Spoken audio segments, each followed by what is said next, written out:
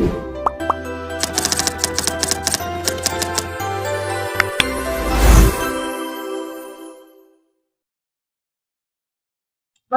and thank you for joining us today. We are here to discuss a crucial issue that continues to impact many aspects of our society, gender discrimination. Significant progress in gender equality over the years, discrimination based on gender remains prevalent in various fields, including the workplace, education, healthcare, and beyond. Today, we will explore the forms this discrimination can take, its effects on individuals and communities, and what steps can be taken to address and combat it. As Jerome Tinay was an extensive experience and insight into this important topic. Thank you for being here, Kuya Jerome. Kuya Jerome, can you share your experience na discriminate ka dito sa school or sa society, sa inyong balay, or sa So, ako ang pinaka-biggest na kanang experience ko during my military days.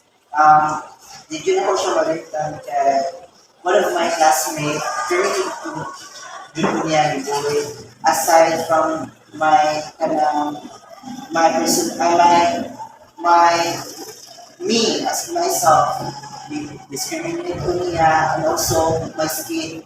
I have a dark skin daw, so ako rin siya i-handle through kuan. Dahil medyo ko sa mga ibuhan, ako lang siya bilit pa. Wala ko namin nga sa usaman mga kuan niya, mga storya niya about nga ako. Then, ako din na nakarealize ko na sa turusad ko rin ang ibuhan na I don't care, I should not care about what people say about me as long as kanang how ibuhat is for my own growth sa akong self na to become a better person. Mora dyan siya.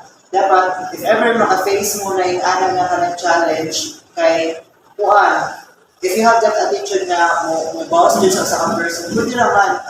Dapat, ang imang storya niya na ibaw siya, dapat masakitan siya na, ma-feel niya na, masalit na feel na mo.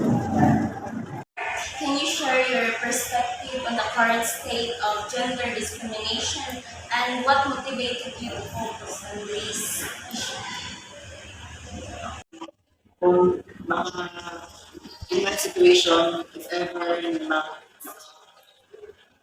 na-experience ko ng gender discrimination, so far, wala ko naman dito na-experience o ng grabe na discrimination sa society. So, if ever na ma-happen sa ako ang first sa all is na kung lang, be yourself, no matter what people talk you behind, na you show sa ilahan na kuan na you are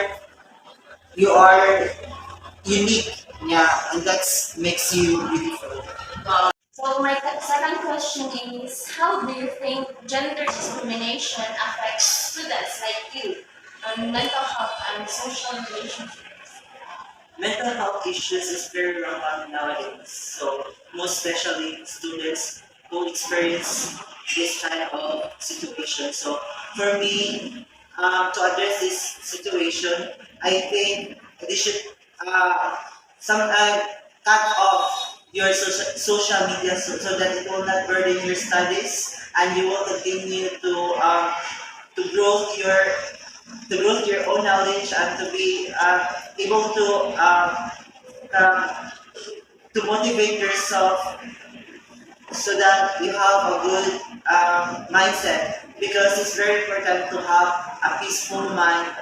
It's really hard for you to study while your mind is so chaotic. That's why I think that's one of my things to do when I have problems with my mental health issues.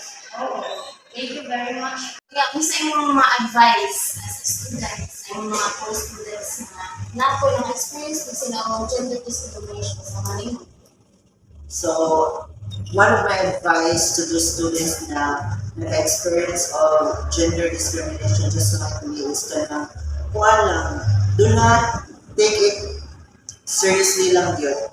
Do not take it I know it's negative, pero be positive in yourself because kung positive ka, kuan na dyan yung mga kuan yun, day, kana, nito na dyan yung day, yung mood, don't care, kanang bahala na ako sila stress mo nga basta ang imong kuan ang good goal is makamutag eskwela, you are doing kanang you're doing well in your studies na dako ka graduate nya kuan lahat ma-proud sa nimo ma-proud sa nimo parents nimo despite sa mga challenges na imo na face dinhi sa successful lahat.